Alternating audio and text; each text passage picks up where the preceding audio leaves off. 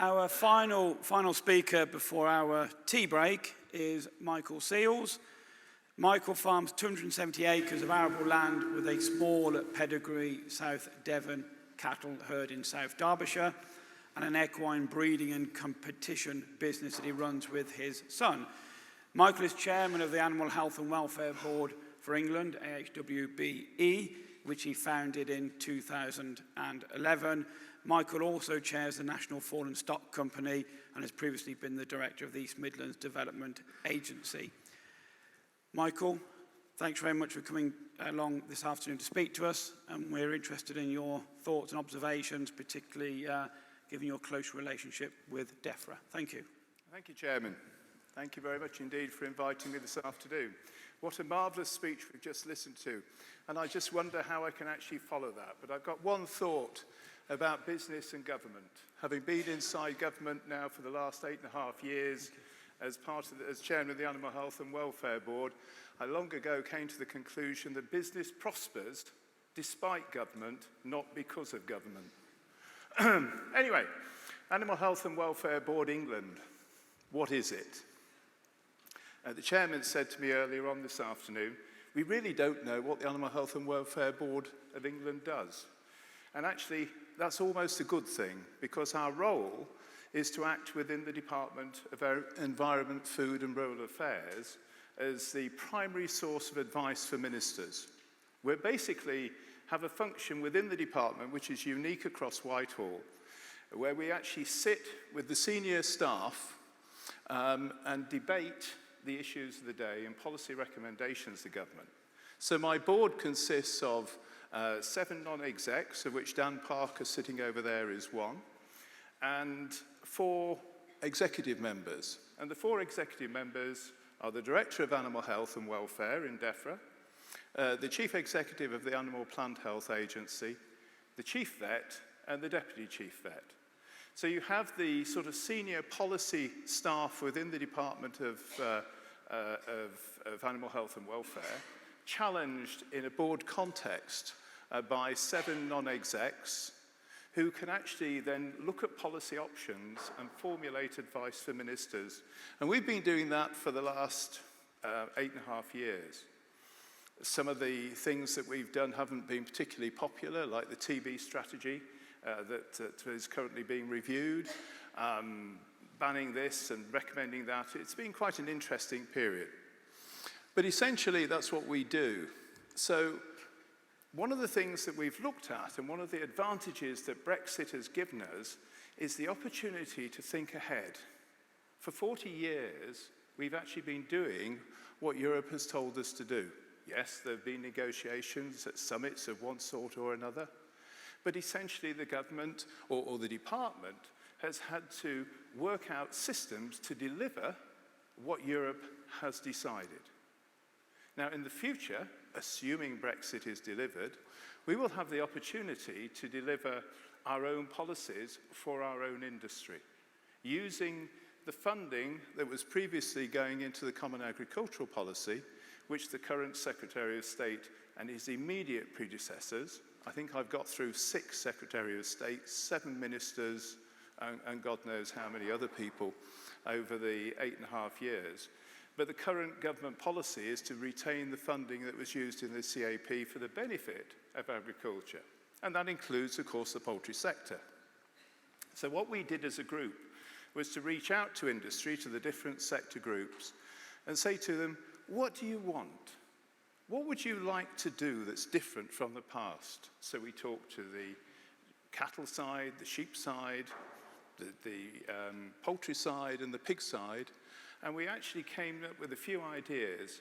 And there's a little nugget in something called Health and Harmony, the Future of Food and Farming, which leads to a little paragraph called the Animal Health and Welfare Pathway, which we sort of considered as a conceptual idea to go forward with. So what does all this mean? Well, at the end of the day, I don't think there's anybody in this room that doesn't recognize the political movement towards higher welfare of animals and the way we keep them and the way we farm them, the way we slaughter them, the way we handle them. That's government policy, it's opposition policy, but it's in sound bites.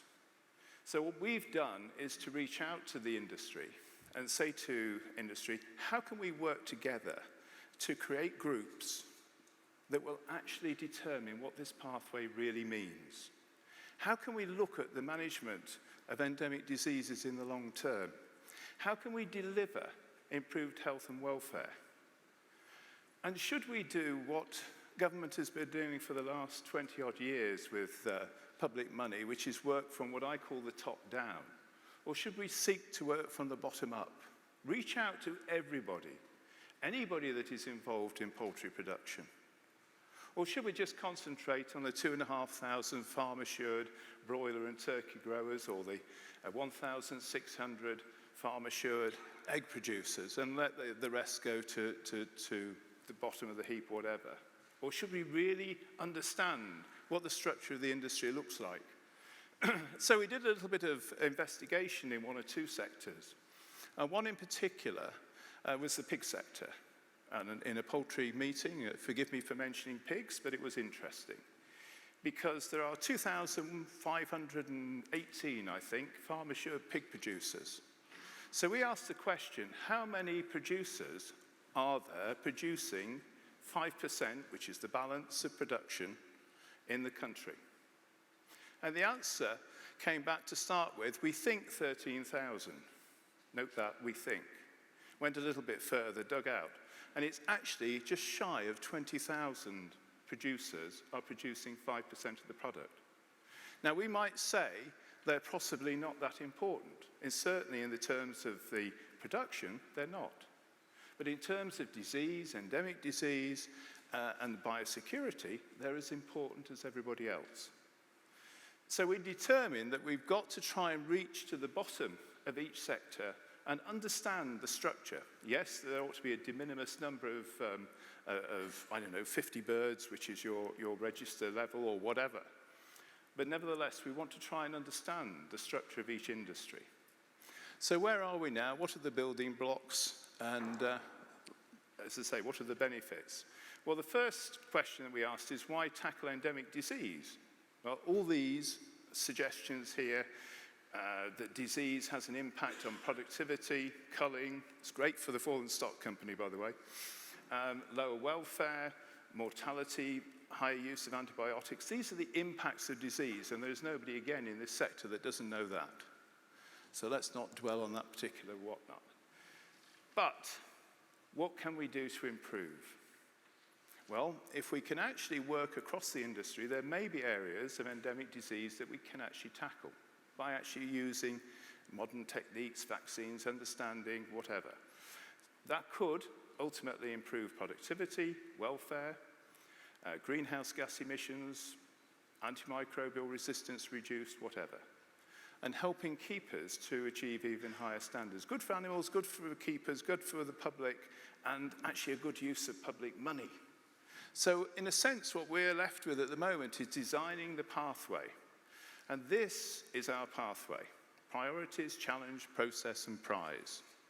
Well, let me first of all perhaps dwell a little bit further on what the animal health and welfare pathway consists of, because there are 3 legs to our stool: 2 welfare legs and 1 health leg.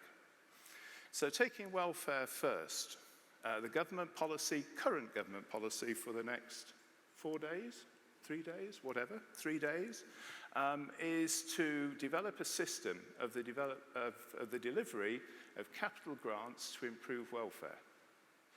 Now, this is something the teams have been working on for the last year, with the possibility of delivering this in about 2021 onwards. A simple, note that word simple, application process for small businesses, and a more complex application process for large businesses with no limits to the amount of money you might be able to draw down. I haven't any idea what they mean by complex or a more complex application process for large businesses, but I suggest that some of you in this room, if it comes to pass, may well find out. So that leg is intended to help the development of our infrastructure. Our infrastructure can have significant impacts on welfare, productivity, and the other issues. The second leg of the stool is enhanced production techniques. Now, you may ask me what that really means, and I could say whatever it means is in the eye of the beholder to a certain extent, but those teams are working on areas to support, shall we say, less economic ways of production, less economic means of production, slower growing chickens, I don't know, white hens versus red hens, who knows? There are various ideas, but I think they're so far back in terms of thinking this through that they've yet to engage the industry, the stakeholders, in any meaningful fashion. And I hope that by what we call co-design, which is working with industry to come up with a policy, we may actually seek to have a really good outcome at the end there. And the third leg of our stool is health, and in particular endemic disease. And there our objective, as I've sort of outlined already, is to work across the whole of the industry. But to do that, to start with, we need to understand what that industry looks like. Now, you have something in your sector called the Poultry Register. I call that a dead database. It seems to me, having looked at it, that it does very little by way of giving us an understanding of the industry and who's who. You have a de minimis number of birds, 50. If you've got less than 50, you're not registered. If you've got more than 50, you're probably registered 10 or 12 years ago. Because it started, was it 2008, I think it started, or 9. So what we really want is a registration system for all animal keepers, which would be an annual renewal. We actually be very simple, something along the lines of who you are, what you've got, who your vet is, and information along those lines. But that would actually give us a better understanding of the industry and who's involved in it and who we need to tackle. But this is very much about the industry coming up with the concepts and the ideas for delivery that they will then seek to push forward. This is not about government telling you, as a sector, this is what we want you to do. This is about you as a sector telling us, government, what you wish to see us deliver and support you in that delivery. And this is the big difference. So we're very much engaged. We have a working group which has got representatives from the main sectors on it, and a few others as well, including the various vets. And that working group is actually developing this challenge and is trying to work on the co-design. The process of delivery, we, at the moment, are pretty much fixated on making use of the veterinary sector to deliver. Because we have many, many tens of thousands of holdings across the country. We don't want to get involved in big contracts. What we want to do is to enable the farm vet, whether it be pig, poultry, cattle or sheep, enable the farm vet to work with their client to develop a better process on the farm, probably allied to a national curriculum of improvement. And the prize is huge, because the prize is to improve our national industry, be seen to do that in an international context, to be able to measure it, to understand it, and to be able to say to the outside world, this is what we do, this is how we have done it. And that's our objective. If we can achieve this, and by the way, this isn't something that we've said to ministers will be achieved in 1 year, 5 years, 10 years, or even longer. And they love 25-year strategies, as you may well know. But that this is something that should start, evolve, develop, and actually become embedded in the industry and just go on and on improving. Because none of these, industry doesn't stay the same. It moves, younger people come in, new ideas come in, innovations come in, vaccines improve, a whole host of different things improve. And whatever structures we've got must be sufficiently flexible to actually take those things forward. But if we could achieve this over a 10, 15, 20-year period, we genuinely could become a world leader in animal health and welfare. Because our national reputation really matters. But we want buy-in from farmers. We want to take the industry with us. We've got all the potential benefits in greenhouse gases, antimicrobial resistance, productivity, etc. All these things that are on there are pretty obvious. But to do that, we've got to create a movement. And that movement has to be industry-led, and it has to be supported by government. So I tried to cut this as short as I can because I think questions are far more exciting than listening to me. So over to you, Chair, for the questions. There's the water down.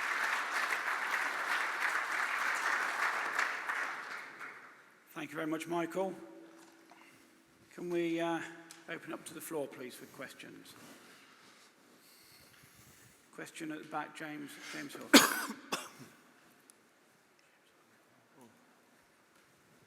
Thank you, Mr. Chairman. Yes, Michael, very good talk, thank you. I think it's always interesting when you get given an opportunity for us to make our own agenda. It's actually, in some respects, harder than being like in the old days when we were told what was wanted and then we modified it. When you're allowed to do anything, it does take a long time. But the main thrust of my question is, how do you see Red Tractor and the assurance schemes helping us along this route? I think it's a significant area. I mean, it already gives us 2,500 producers in the broiler and turkey world, 1,600 producers in the egg world. We would expect Red Tractor to work with Red Tractor. We would hope that they would, I wouldn't say the word impose, but bring in the standards that are set, the de minimis standards.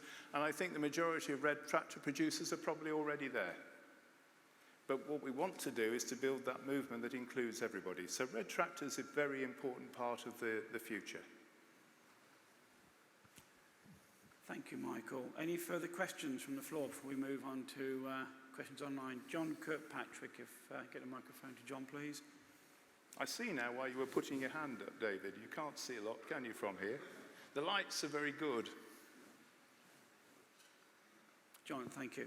Can I, whilst you're getting the microphone to John, can I ask Michael what likely, and I'm not asking you to forecast the outcome of the general election, but the vision was more than a vision, what you've outlined, the animal health pathway, to what extent could that be put a line through it, blown off course, depending on the outcome of the general election?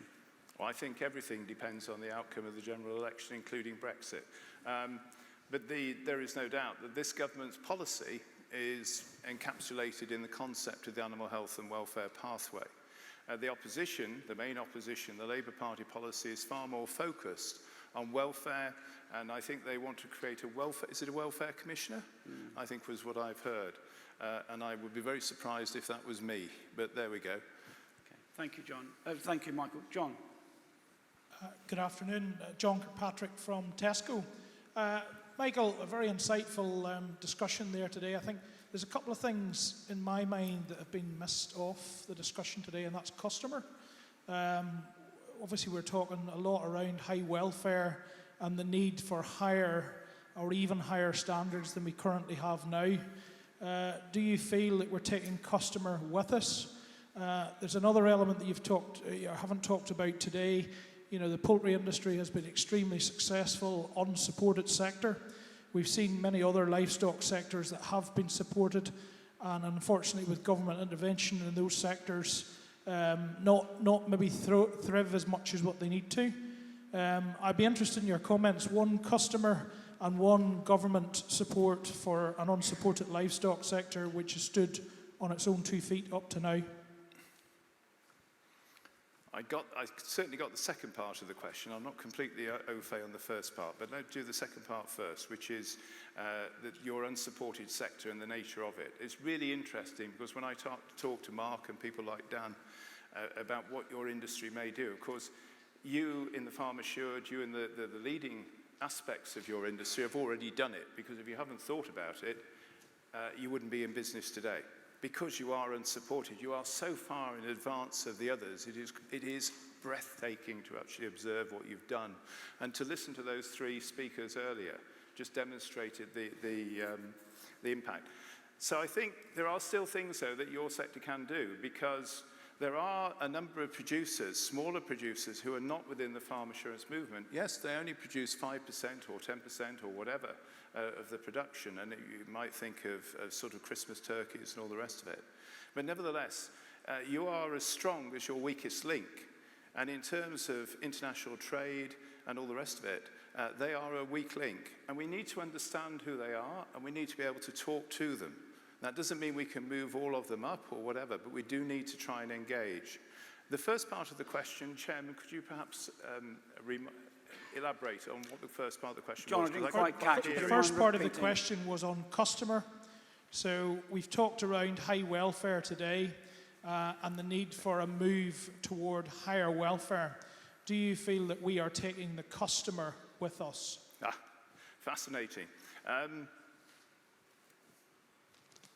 Just depends who you mean by the customer. Do we mean the actual consumer, or do we mean the supermarkets? Because the supermarkets talk about welfare, and the consumers have to pay for it.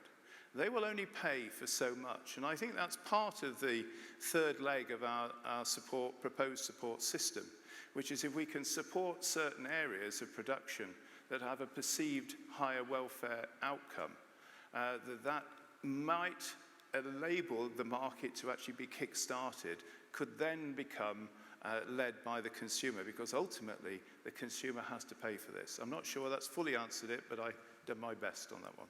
Okay, well, perhaps... Sorry, John. Thank you. Thank you very much, John and Michael, for your answer. Any further questions from the floor? No, in that case, we'll just conclude. There's a question been posed. Michael, I don't know if you can see it on the board from where you are. This is to do with the poultry register. If an individual has got, for example, 10 hens, or certainly less than 50 hens, in all likelihood, they will not have a vet. But in all probability, they'll be buying a bag of feed from a feed merchant. And the question is, can feed merchants be used in some way to capture that information about their customer with a view potentially of feeding it into the poultry register? Have you got any thoughts on that? Do you think it should be set at one bird? Very much so. Very much so, because I think there are feed merchants, there are also SQPs in the various stores that sell products that can be a really excellent means of communicating what we as a nation actually expect from people that keep our poultry flocks, as well as anybody else. Okay. Thank you, Chair. Michael, thank you very much.